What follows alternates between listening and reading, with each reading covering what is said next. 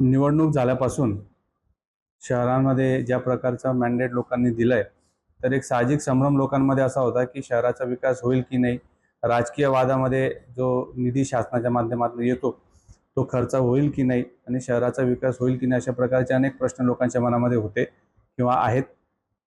ते प्रश्न दूर करण्यासाठी आजची ही पत्रकार परिषद घेतलेली आहे. मी या पत्रकार परिषदेच्या माध्यमातून सर्वांना आश्वस्त करायचं आहे की कुठल्याही परिस्थितीत शासनाचा आलेला निधी परत जाणार नाही. त्या उलट जास्तीत जास्त निधी शहरासाठी कसा येईल याच्यासाठी आम्ही सर्वजण प्रयत्नशील आहोत. राजकीय मतभेद थोड्याफार प्रमाणात जरी असले तरी सर्वजण शहराच्या विकासासाठी कटिबद्ध आहेत.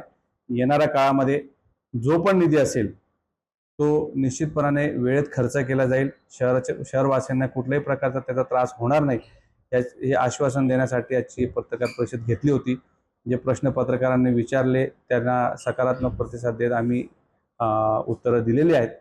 परंतु शहरवासियांना या निमित्ताने पुन्हा एकदा मला सांगायचं आहे की जास्तीत जास्त कामं शहराची कशी होतील याच्यासाठी आम्ही सर्व पक्षीय नगरसेवक असतील सगळेजण आम्ही कटिबद्ध आहोत. निधीचे किती पैसे होते?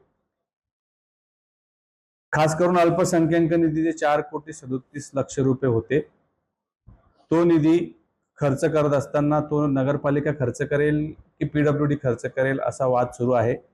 नगरपालिकेचे अखत्यारीतले काम असल्यामुळे आणि सक्षम डिपार्टमेंट बांधकाम विभाग नगरपालिकेकडे असल्यामुळे ते काम नगरपालिकेच्या बांधकाम विभागाच्या माध्यमातून व्हावं अशा प्रकारचा आग्रह आमचा आहे. आमच्यात थोडेफार मतभेद जरी असले तरी निश्चितपणाने येणाऱ्या काळामध्ये तो संपूर्ण निधी आहे त्या जागेवर खर्च 100% आम्ही करणार.